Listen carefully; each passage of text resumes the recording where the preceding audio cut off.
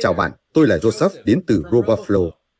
Hôm nay, tôi sẽ chỉ cho bạn cách bạn có thể huấn luyện mô hình phát hiện đối tượng YOLOF 5 của riêng bạn trên bất kỳ bộ dữ liệu hình ảnh nào bạn chọn. Tức là, chúng ta sẽ huấn luyện một mô hình để xác định hộp giới hạn và hiệu suất hiện đại trên bất kỳ tập hợp hình ảnh tùy chỉnh nào. Đó có thể là tìm logo hoặc tìm máy móc, ảnh chụp trên không, tùy bạn kể tên. Trước khi đi quá xa, hãy để tôi cho bạn thấy họ mô hình YOLO mạnh mẽ như thế nào. Được rồi, ở đây tôi thực sự có một video mà tôi đã chạy qua YOLO, và đó là video tôi đang đạp xe đạp trong sân nhà. Theo mặc định, tôi sử dụng trọng số Coco, vì vậy nó đang tìm kiếm những thứ như xe đạp, người, xe hơi, v.v. Và bạn sẽ nhận thấy rằng các xác suất dự đoán này đang cập nhật cực kỳ nhanh chóng. Những con số thay đổi này cho thấy chúng ta đang thấy hơn 50 khung hình trên giây. Bây giờ, dừng hình. Bạn sẽ nhận thấy rằng mô hình này thậm chí làm khá tốt việc tìm kiếm các vật thể nhỏ ở phía sau. Nhìn này, nó đã tìm thấy chiếc ô này. Nó không chắc chắn lắm ở 0,47 rằng đó là một chiếc ô, nhưng điều đó vẫn nói lên sức mạnh của việc thậm chí nhìn thấy và xác định đối tượng đó. Được rồi, vậy bây giờ câu hỏi tự nhiên trở thành, làm thế nào để bạn có thể sử dụng một mô hình mạnh mẽ như vậy trên bộ dữ liệu của riêng bạn? Và đó là những gì chúng ta sẽ cùng nhau tìm hiểu hôm nay. Bây giờ, hãy để tôi cho bạn xem một chút về bộ dữ liệu mà tôi sẽ sử dụng. Nhưng để rõ ràng, bạn có thể sử dụng bất kỳ tập hợp hình ảnh, video nào, miễn là bạn chia nhỏ nó thành hình ảnh và gắn nhãn chúng, và hướng dẫn này sẽ hoạt động từ đó. Vì vậy, tập hợp hình ảnh tôi đang sử dụng được gọi là bộ dữ liệu đếm và phát hiện tế bào máu. Và ý tôi là, tôi có một loạt các hình ảnh là tế bào máu, để tôi tránh đường một chút ở đây. Vì vậy, ở đây tôi có một tế bào bạch cầu và tế bào hồng cầu, và những hình ảnh này được chụp từ kính hiển vi. Đây là một bộ dữ liệu mã nguồn mở miễn phí sử dụng, và tôi sẽ chỉ cho bạn nơi để lấy nó ngay sau đây. Nhưng tôi có vài trăm hình ảnh, và đáng chú ý, mỗi hình ảnh của tôi đã có chú thích. Vì vậy, hình ảnh của tôi tình cờ được chú thích, tức là xác định vị trí các hộp giới hạn ở đâu. Xin chào, trong VOCXML, được rồi. VOCXML. Nhưng bạn có thể sử dụng bất kỳ định dạng chú thích nào cho hướng dẫn hôm nay. Coco JSON, TensorFlow Object Detection CSV, Vox CSV, Label Image, CDAT Scale Label. Tuy nhiên, hình ảnh của bạn đã được gắn nhãn, bạn sẽ có thể sử dụng chúng cho ngày hôm nay. Và nếu bạn muốn trợ giúp gắn nhãn hình ảnh của mình, hãy chắc chắn liên hệ. Chúng tôi có thể gắn nhãn hình ảnh cho bạn, hoặc chỉ cho bạn các công cụ bạn có thể sử dụng miễn phí. Tôi cũng sẽ liên kết điều đó trong phần mô tả ở đây hôm nay. Được rồi, vậy bạn lấy bộ dữ liệu này ở đâu nếu bạn chưa có sẵn bộ nào? Tôi rất vui vì bạn đã hỏi. Bạn có thể tìm thấy bộ dữ liệu này trên public.robotflow.ai. Vì vậy, nếu tôi quay lại public.robotflow.ai, tôi thấy một loạt các bộ dữ liệu mà nhóm RoboFlow đã cung cấp miễn phí cho bất kỳ ai sử dụng. Như tôi đã đề cập, bộ dữ liệu chúng ta đang sử dụng là BCCD, đếm và phát hiện tế bào máu. Ban đầu nó được mở mã nguồn trên GitHub bởi hai tác giả này một vài năm trước, và họ đã rất tử tế khi sử dụng giấy phép MIT để bạn có thể sử dụng nó cho mục đích thương mại.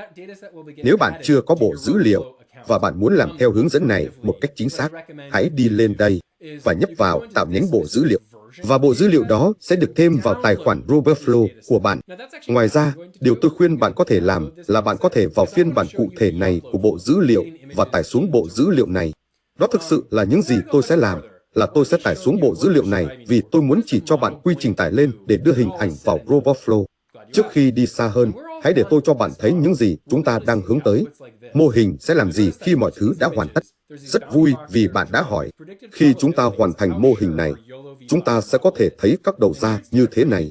Bạn sẽ nhận thấy rằng mỗi hình ảnh này có các hộp giới hạn được vẽ với các xác suất dự đoán về độ chắc chắn của mô hình YOLOF 5 của chúng ta. Và ở đây nó đang làm khá tốt. Nó đang tìm thấy các tế bào bạch cầu, các tế bào hồng cầu. Nó thậm chí còn tìm thấy những tiểu cầu nhỏ mà bạn thấy trong các hộp giới hạn màu cam. Vậy, wow, làm thế nào để bạn có thể làm điều đó trên bộ dữ liệu của riêng bạn? Được rồi, điều quan trọng đầu tiên, tôi muốn bạn chắc chắn rằng bạn đã sẵn sàng bộ dữ liệu của mình, và sau đó tôi muốn bạn truy cập robotflow.ai. Một khi bạn ở đây, bạn có thể tiếp tục và đăng nhập hoặc dùng thử ngay bây giờ nếu đây là lần đầu tiên của bạn. RoboFlow miễn phí cho các bộ dữ liệu nhỏ như bộ dữ liệu chúng ta sẽ sử dụng, và chỉ 1 xu cho mỗi hình ảnh đối với các bộ dữ liệu trên 1.000 hình ảnh. Vì vậy, thực sự rất dễ dàng để bắt đầu. Những gì chúng ta đang làm hôm nay là hoàn toàn miễn phí. Chúng ta cũng sẽ sử dụng tài nguyên đào tạo miễn phí thông qua Google Colab, vì vậy bạn sẽ không phải trả một xu nào. Được rồi, vì vậy tôi sẽ thực sự, tôi đã có một tài khoản, vì vậy tôi sẽ nhấp vào đăng nhập ở đây và bùm, tôi có trạng thái tài khoản chống náy. Tôi không có bất kỳ bộ dữ liệu nào đã được tạo. Nếu bạn hoàn toàn mới với RoboFlow, bạn có thể muốn sử dụng bộ dữ liệu mẫu của chúng tôi ở đây và xem qua ví dụ về quân cờ này. Tôi đã dùng thử mẫu, vì vậy tôi sẽ thực sự đi thẳng vào để có thể tạo bộ dữ liệu của riêng mình. Được rồi, vì vậy tôi sẽ lên đây và tôi sẽ nhấp vào tạo bộ dữ liệu và tôi đang đặt tên cho bộ dữ liệu của mình. Tôi sẽ gọi nó là BCCD YOLO V5 bởi vì tại sao không? Và loại bộ dữ liệu thực tế là phát hiện đối tượng. Tức là chúng tôi có một loạt các hộp giới hạn mà chúng tôi muốn tìm trong hình ảnh của mình. Bây giờ nhóm chú thích, điều này đề cập đến những gì bạn đã gắn nhãn trong, những đối tượng bạn đã gắn nhãn. Vì vậy, trong bộ dữ liệu của tôi có một loạt các tế bào đã được gắn nhãn và cụ thể là tôi có tế bào hồng cầu, tế bào bạch cầu và tiểu cầu. Tôi sẽ tiếp tục và tạo bộ dữ liệu đó. Bây giờ, tôi đã có bộ dữ liệu trống. Điều tiếp theo tôi cần làm là đưa dữ liệu của mình vào RoboFlow. Cách tôi có thể làm điều đó là tôi chỉ cần mở hình ảnh của mình ở đây, và bạn sẽ thấy rằng tôi chỉ cần thả tất cả dữ liệu này trực tiếp vào RoboFlow, và nó sẽ xử lý nó cho tôi. Tôi sẽ chỉ cần nhấp và kéo, và giống như vậy, hãy nhìn xem RoboFlow khớp tất cả các hình ảnh và chú thích của tôi, và nó thực sự thực hiện một vài kiểm tra cho tôi. Bạn sẽ nhận thấy rằng bộ dữ liệu này có một vài chú thích có vấn đề. Có 3 chú thích vùng không, có nghĩa là do vô tình, người đã gắn nhãn cái này có thể đã vô tình nhấp và tạo ra một chú thích không pixel. Những điều đó sẽ làm rối mô hình của bạn. Vì vậy, RoboFlow theo mặc định loại bỏ các chú thích xấu như vậy. RoboFlow cũng thực hiện một loạt các kiểm tra khác. Giống như nếu chú thích của bạn mở rộng ra ngoài khung hình, bạn có thể thấy tôi ở đây. Nếu chú thích của bạn hơi nằm ngoài khung hình, nhưng một phần trong khung hình, RoboFlow sẽ cắt nó để chỉ còn phần nằm trong khung hình. Hoặc nếu bạn có một chú thích hoàn toàn nằm ngoài khung hình, giống như tay của tôi bây giờ, RoboFlow sẽ không bao gồm trục. Đó là tất cả các kiểm tra mà chúng tôi thực hiện trên một bộ dữ liệu theo mặc định. Được rồi, tuyệt vời. Vì vậy, tôi có thể thấy rằng dữ liệu của mình trông khá tốt. Bạn sẽ nhận thấy ở đây rằng có lẽ tôi có thể đã làm tốt hơn trong việc gắn nhãn cho anh chàng này. Nhưng nhìn chung, tôi khá ấn tượng với mọi thứ trông như thế nào. Vì vậy, tôi sẽ tiếp tục và bắt đầu tải lên. Khi tôi bắt đầu tải lên, RoboFlow nhắc tôi thực hiện phân chia dữ liệu thành tập huấn luyện, tập xác thực, tập kiểm tra theo mặc định. Đây là phương pháp tốt nhất trong máy học. Bạn muốn có một tập huấn luyện nơi bạn dạy mô hình của mình. Bạn muốn có một tập hợp xác thực nơi bạn kiểm tra những gì bạn vừa huấn luyện. Và sau đó bạn muốn có một tập kiểm tra mà bạn sử dụng khi bạn hoàn thành sau quá trình huấn luyện và xác thực qua lại. Vì vậy, bạn không bao giờ sử dụng tập kiểm tra cho đến khi bạn hoàn toàn xong với vấn đề của mình. Huấn luyện không hợp lệ. Theo mặc định, phân chia 70-20-10 là khá phổ biến. Bạn có thể điều chỉnh những thứ này nếu bạn thích. Tôi sẽ chỉ gắn bó với các giá trị mặc định và thực hiện 70-20-10. Được rồi, bây giờ điều này sẽ tải lên tất cả dữ liệu của tôi một cách nhanh nhất có thể. Trong khi quá trình này đang diễn ra, tôi đã chuẩn bị một chút bài nói ở đây về lý do tại sao bạn muốn sử dụng YOLO 5 ngay từ đầu. Tôi rất vui vì bạn đã hỏi. Vì vậy, nó không chỉ cực kỳ nhanh và là một mô hình hoạt động tương đối hiệu quả, mà còn có một vài lý do khác. Trước hết và quan trọng nhất, YOLO 5 đã ra mắt thực sự gần đây, chỉ 50 ngày sau YOLO 4. Đây là mô hình đầu tiên trong họ YOLO được triển khai hoàn toàn bằng Python. Glenn Yoker là người đã giới thiệu YOLO 5. Nó vẫn đang được phát triển tích cực. Điều đó có nghĩa là thực tế ngay cả ngày hôm qua, nó đã tốt hơn một chút, và vì vậy nó sẽ tiếp tục được cải thiện. Tên cũng có thể thay đổi. Đã có một số thảo luận về việc liệu YOLO 5 có phải là tên phù hợp cho nó hay không, vì đây là một tác giả mới và một khuôn khổ mới. Hiện tại, cộng đồng dường như đang gọi nó là YOLO 5, vì vậy đó là cách chúng ta sẽ tiếp tục gọi nó. Được rồi, vậy YOLO 4 so với YOLO 5, điểm chuẩn hiệu suất. Bây giờ, trên bộ dữ liệu Coco chính thức, YOLO 5 thực sự hoạt động kém hơn một chút so với YOLO 4.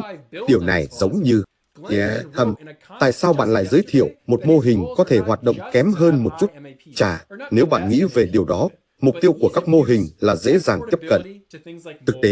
Trên thực tế, trong bài báo về YOLO 4, có một trích dẫn từ tác giả nói rằng, chúng tôi hy vọng rằng đối tượng được thiết kế có thể dễ dàng được đào tạo và sử dụng.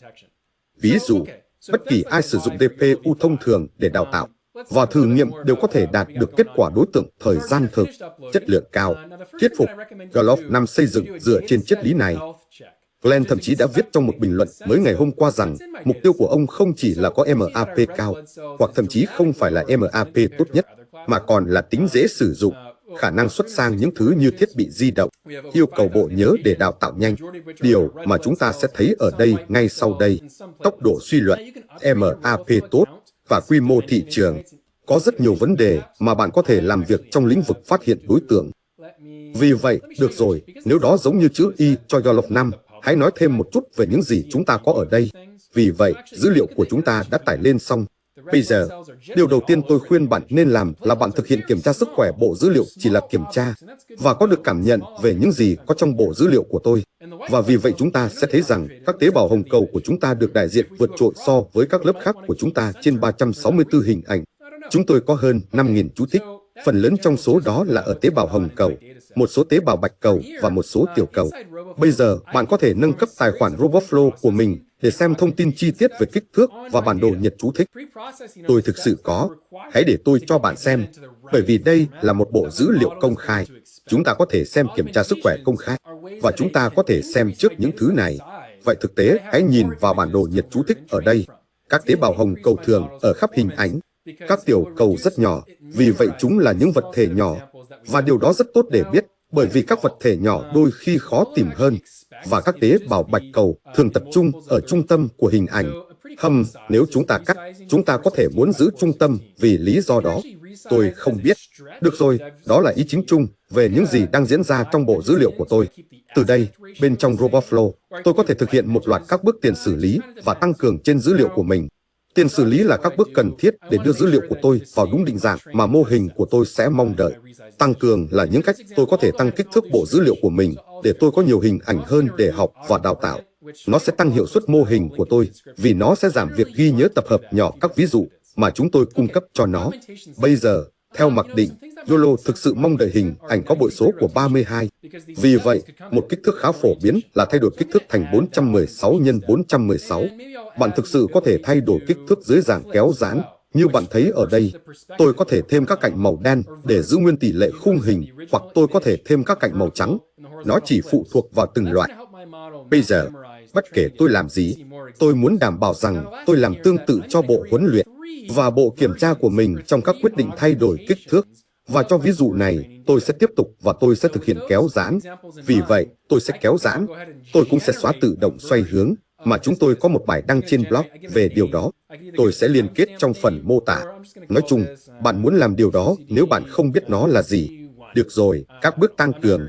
Bạn biết đấy, một số điều có thể hợp lý cho bộ dữ liệu của tôi là xoay 90 độ, bởi vì các tế bào này có thể đến ở bất kỳ hướng nào. Vì vậy, tôi sẽ thêm bước tăng cường đó, và có lẽ tôi sẽ thêm khả năng lật cũng vậy. Điều này đảo ngược phối cảnh theo chiều ngang hoặc chiều dọc. Vì vậy, bạn nhận thấy rằng hình ảnh gốc, lật dọc và lật ngang, và điều đó sẽ giúp mô hình của tôi không ghi nhớ dữ liệu huấn luyện và xem nhiều ví dụ hơn. Bây giờ, điều cuối cùng ở đây là tôi sẽ tạo 3 phiên bản hoặc 3 lần tăng cường dữ liệu huấn luyện nguồn của mình. Vì vậy, với những ví dụ đó trong đầu, tôi có thể tiếp tục và tạo ra một phiên bản của bộ dữ liệu này. Vì vậy, tôi đặt cho nó một cái tên. Tôi có thể đặt cho nó tên dấu thời gian, hoặc tôi sẽ chỉ gọi đây là BCCDV1. Tôi không biết, tôi không sáng tạo lắm. Được rồi, vì vậy tôi tiếp tục và kích hoạt công việc huấn luyện này, hoặc xin lỗi, công việc tạo. Và những gì công việc này làm là nó tạo ra 3 phiên bản của mỗi hình ảnh được thay đổi kích thước chính xác, lật ngẫu nhiên, hoặc xoay ngẫu nhiên 90 độ ở các góc khác nhau. Bây giờ, trong khi quá trình này tạo, tôi muốn giới thiệu cho bạn thư viện mô hình RoboFlow, models.roboflow.ai. Chúng tôi có một loạt các mô hình ở đây mà bạn có thể sử dụng theo mặc định. Hôm nay, chúng ta sẽ sử dụng Yolof 5, nhưng nếu bạn muốn thử Yolof 4 vì bạn cần thêm một chút hiệu suất đó, hoặc có thể bạn muốn Efficientis để đào tạo nhanh hơn, có thể bạn muốn Faster, ERCNN, tất cả đều có ở đây, và chúng rất dễ sử dụng. Được rồi, điều quan trọng đầu tiên, đối với mô hình Yolof 5, nhìn kìa, lại là tôi đạp xe nữa này. Chúng tôi cũng đã công bố phân tích hiệu suất. Vì vậy, nếu bạn muốn tìm hiểu sâu hơn về chi tiết chính xác về cách Yolof 5 hoạt động, hãy thoải mái làm điều. Được rồi, nhưng những gì tôi muốn từ đây là sổ tay Colab. Bạn có thấy liên kết này không? Để mở sổ tay Colab đó. Và theo mặc định, tôi nhận được cách đào tạo YOLOv 5 trên các đối tượng tùy chỉnh. Chúng ta sẽ để cái này ở đây một lát và quay lại bộ dữ liệu RoboFlow của tôi. Tôi sẽ tắt chữ X của phiên bản ở đây. Vậy điều gì đã xảy ra? Vậy chúng ta đã tạo một phiên bản. Bạn sẽ thấy ở đây bên trái, tôi có một phiên bản của bộ dữ liệu này và tất cả hình ảnh của tôi đã được xoay và chúng đã được thay đổi kích thước chính xác. Vậy đấy, ý tôi là bây giờ tôi có nhiều hình ảnh hơn để học hỏi và bộ dữ liệu của tôi trông khá ổn. Bây giờ tôi cần xuất dữ liệu này để đưa nó vào Colab cho mục đích đào tạo, phải không? Vậy, được rồi.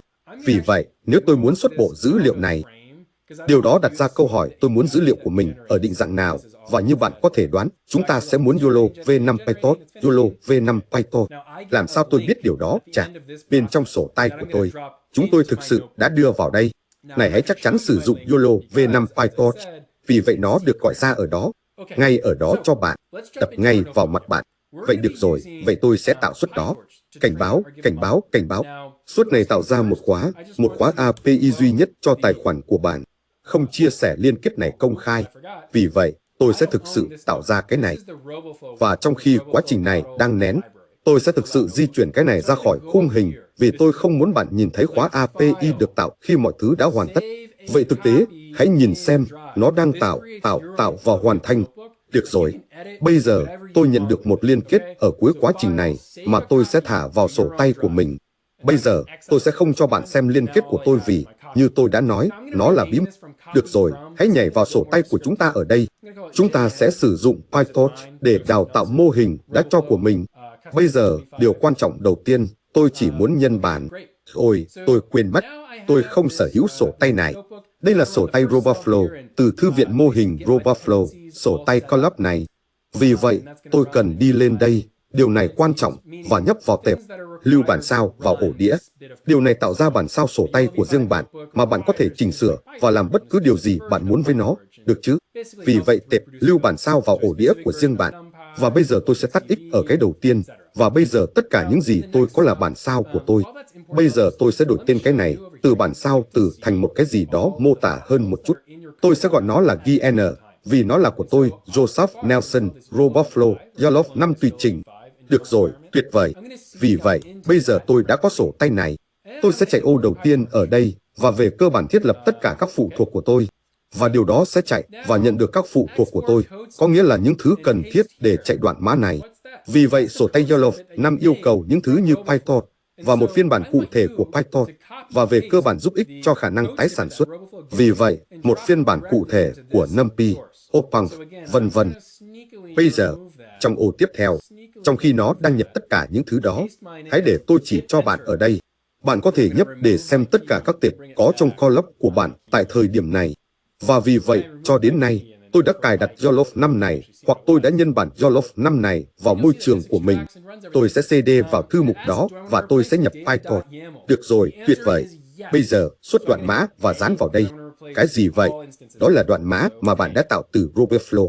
Và vì vậy, tôi muốn bạn sao chép và dán đoạn mã mà RoboFlow cung cấp cho bạn và thả trực tiếp vào nguồn này. Vì vậy, một lần nữa, tôi sẽ lén lút xóa cái đó, dán cái của tôi vào, nhấn Enter, và sau đó tôi sẽ xóa khóa của mình và mang nó trở lại, khóa của tôi. Vì vậy, tôi đã xóa khóa của mình và sau đó tôi chỉ viết khóa của mình để bạn thực sự có thể thấy nó là gì. Và bạn sẽ thấy rằng điều này giải nén và chạy mọi thứ. Và nó hỏi, tôi có muốn thay thế data.yaml không? Câu trả lời là có. Vì vậy, tôi sẽ nhấn A, vì tôi sẽ thay thế tất cả các phiên bản của nó. Vì vậy, được rồi, tuyệt vời. Vì vậy, bây giờ nếu tôi mở YOLOv 5 của mình, bạn hãy nhìn ở đây xem, tôi có train, valid và test. Và bên trong train, tôi có hình ảnh và nhãn của mình. Và mọi thứ được định dạng chính xác cho cách mô hình này mong đợi chạy. Để sử dụng YOLOv 5, bạn cần có một tệp YAML cụ thể xác định cấu trúc thư mục của bạn ở đâu. RoboFlow tạo cái đó cho bạn. Và vì vậy, chúng ta thực sự có thể in ra. Chúng ta có thể cắt tệp data.yaml đó, và bạn sẽ nhận thấy ở đây rằng nó trỏ đến các điểm train và valid. Số lượng lớp là 3. Tên của các lớp đó là tiểu cầu, tế bào hồng cầu và tế bào bạch cầu. Bây giờ, điều tiếp theo mà chúng ta sẽ làm ở đây là chúng ta sẽ xác định cấu hình và kiến trúc mô hình. Bây giờ, tôi sẽ lấy số lượng lớp, và sau đó tôi sẽ xác định tất cả các lớp ở đây. Bây giờ, bạn không cần phải chỉnh sửa cái này, nhưng nếu bạn cảm thấy thoải mái, bạn có thể. Bạn thực sự có thể viết thêm, bạn có thể tự viết các anchor nếu bạn muốn. Bạn có thể thay đổi backbone hoặc head của kiến trúc. Tôi sẽ chỉ sử dụng mặc định và tiếp tục tạo nó. Và khi hoàn thành, nó sẽ in ra thông báo cấu hình mô hình tùy chỉnh đã được ghi. Đủ. Bây giờ chúng ta đã sẵn sàng để bắt đầu đào tạo. Dữ liệu của chúng ta ở trong sổ tay. Chúng ta đã tạo một phiên bản cụ thể rồi. Các bước tăng cường dữ liệu đã hoạt động, và các hộp giới hạn của tôi đã được cập nhật nhờ Robotflow. Và bây giờ tôi có thể gọi lệnh train này. Lệnh train này bao gồm một loạt các tham số. Vậy image là kích thước ảnh, vậy nó là 416. Batch là kích thước batch, số lượng ảnh trong mỗi batch đào tạo. Epoch là số epochs mà chúng ta sẽ đào tạo. Thông thường, bạn sẽ muốn sử dụng khoảng 3.000 epoch hoặc hơn cho các bộ dữ liệu quan trọng. Với bộ dữ liệu nhỏ này, tôi sẽ chỉ dùng 100 epoch và có lẽ như vậy là đủ. Tham số data là tệp data YAML để xác định vị trí dữ liệu. Config là tệp cấu hình mô hình mà chúng ta vừa tạo. With, nếu bạn muốn bắt đầu đào tạo từ một bộ trọng số cụ thể, bạn có thể chỉ định ở đây, hoặc bạn có thể chỉ bắt đầu đào tạo từ no. Name là tên kết quả mà bạn muốn được gọi cho lần chạy cụ thể này. Chúng ta sẽ gọi nó là YOLOF 5S Result. Sau đó là no save, có nghĩa là chỉ lưu checkpoint cuối cùng. Việc đào tạo sẽ nhanh hơn một chút nếu bạn làm như vậy.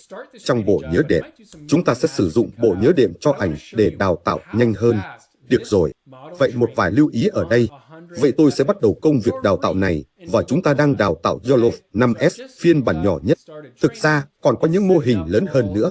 Nếu bạn còn nhớ trên slide nhỏ của tôi ở đây, so sánh này, YOLOF 5 Lag cũng có sẵn. Đây là YOLOF 5S, phiên bản đào tạo rất nhanh và cũng cho tốc độ suy luận rất nhanh. Tôi sẽ đào tạo mô hình này trong 100 epoch, và tôi sẽ thực sự bắt đầu công việc đào tạo này, nhưng tôi có thể sử dụng phép màu điện ảnh để cắt bỏ. Nhưng tôi muốn cho bạn thấy mô hình này đào tạo nhanh như thế nào trên 100 epoch, miễn phí trong Google Colab. Vì vậy, tôi vừa mới bắt đầu và bắt đầu đào tạo. Nó đang thiết lập tất cả các lớp của mạng của tôi. Nó đang thiết lập các thư mục cho nơi nó sẽ lưu trọng số và cấu hình mô hình. Và nó đã in ra bản tóm tắt mô hình. Được rồi, và đây rồi. Nó sẽ lưu vào bộ nhớ đệm từng nhánh đó. Và bây giờ nó sẽ bắt đầu đào tạo cho 100 epoch bắt đầu từ chỉ mục 0, được chứ? Vì vậy, nếu bạn nhìn vào đây, nó đào tạo thực sự nhanh chóng. Chúng ta đang vượt qua cái gì ấy nhỉ? 1000, chúng ta đã làm bao nhiêu hình ảnh? Ồ, tôi đã di chuyển cái đó sang cửa sổ khác của mình rồi. Chúng ta đang vượt qua 1092 hình ảnh trong 100 epoch, và thứ này cực kỳ nhanh. Chúng ta đã hoàn thành 2 epoch trong thời gian tôi nói nhảm ở đây. Bây giờ tôi sẽ tiếp tục và thực hiện một chút phép màu điện ảnh, và tôi sẽ tua nhanh đến khi quá trình đào tạo này kết thúc. Nếu bạn muốn, bạn có thể giết thời gian bằng cách có thể dán nhãn thêm dữ liệu hoặc làm điều gì đó bạn cần làm. Cảm ơn bạn.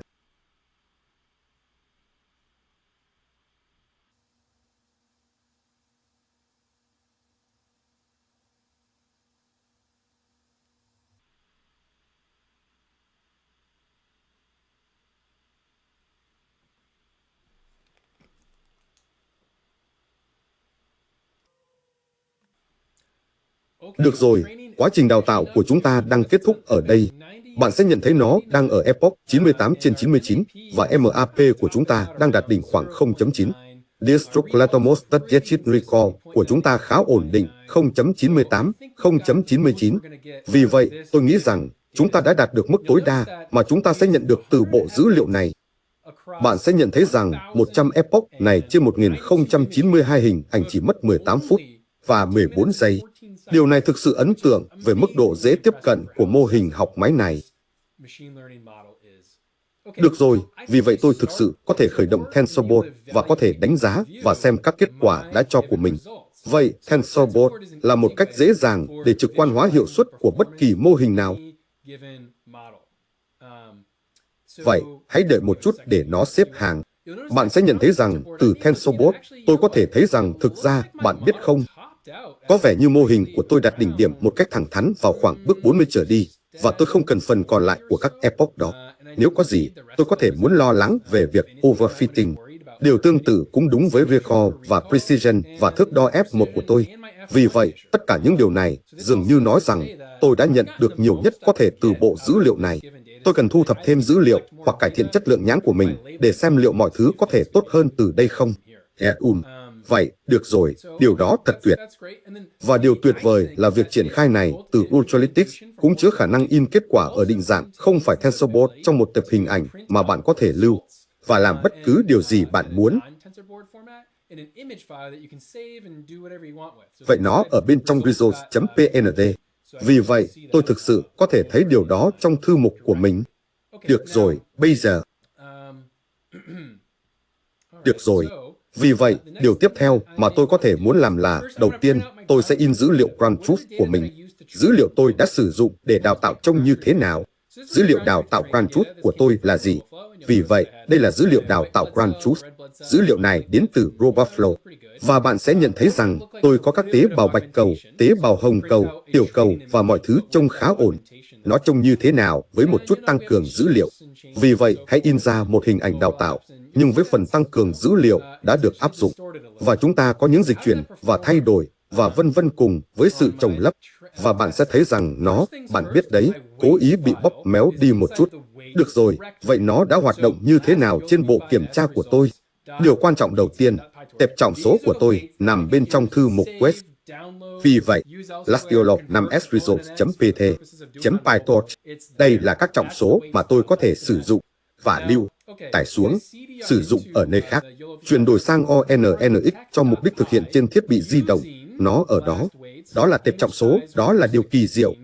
Thế bây giờ, được rồi, tôi sẽ CD vào thư mục YOLOF 5 và tôi sẽ chạy detect.py bằng cách sử dụng trọng số cuối cùng, kích thước ảnh 416, khoảng tin cậy 0.4 và nguồn sẽ là những hình ảnh kiểm thử này.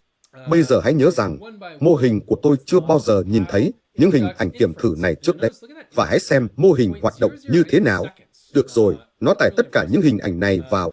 Và sau đó lần lượt, sau khi mô hình được biên dịch, nó tiến hành suy luận. Và bạn sẽ nhận thấy, hãy nhìn vào thời gian suy luận đó, 0.008 giây. Thực sự ấn tượng trên mỗi hình ảnh. Bây giờ hãy in ra và hiển thị từng kết quả của tôi. Vì vậy, hãy in cái này ra, và tôi sẽ in ra mọi thứ chứa định dạng .gpd trong thư mục Inference. Và đây rồi. Vậy hãy nhìn xem, bạn thấy không? Tôi suýt chút nữa đã bỏ lỡ nó. Tiểu cầu nhỏ đó ở kia, tế bào bạch cầu này, một tế bào hồng cầu, mỗi tế bào hồng cầu này, tế bào bạch cầu này. Ôi, mô hình này thật tuyệt vời. Nó đã làm rất tốt trong việc tìm mọi thứ tôi cần tìm để đếm và phát hiện các tế bào máu này. Thấy các tiểu cầu ở đó không? Và lưu ý rằng tôi đã đặt độ tin cậy thành 0.4, có nghĩa là không có gì dưới 0.4 sẽ hiển thị trên tất cả các hình ảnh này. Được rồi. Vì vậy, bây giờ những gì tôi muốn làm, tôi có thể muốn xuất các trọng số này để sử dụng trong tương lai. Vì vậy, tôi chạy ô này để kết nối với Google Drive của mình. Vậy cái nhỏ này ở đây, và sau đó tôi sử dụng cái đó và tôi thả mã ủy quyền của mình vào và tôi sẽ làm điều đó ngoài màn hình. Tôi sẽ làm điều đó ngoài màn hình, sao chép mã ủy quyền của tôi, sao chép và dán và mang nó trở lại. Được rồi. Tuyệt, bây giờ bạn thấy nó đã được gắn ở đây. Vậy bây giờ tôi sẽ sao chép các trọng số cuối cùng vào Google Drive của mình. Và xong, các trọng số bây giờ đã ở trong Google Drive của tôi. Nếu tôi tiếp tục và mở thư mục Google Drive của mình, chúng sẽ ở đó. Chúc mừng, bạn đã làm được rồi. Bạn đã đào tạo mô hình phát hiện đối tượng YOLOF 5 tùy chỉnh của riêng mình. Bây giờ, với kết quả của bạn, thành thật mà nói, rất nóng lòng muốn xem bạn xây dựng điều gì tiếp theo với RoboFlow. Hãy liên hệ nếu bạn có bất kỳ câu hỏi nào, trợ giúp tại roboflow.ai. Nếu bạn không thể tải hình ảnh của mình lên, nếu bạn muốn thu thập thêm dữ liệu, nếu bạn muốn một số mẹo dán nhãn, bạn cứ nói, chúng tôi ở đây để hỗ trợ bạn. Bây giờ rất nóng lòng muốn xem bạn xây dựng được gì và chúc bạn may mắn.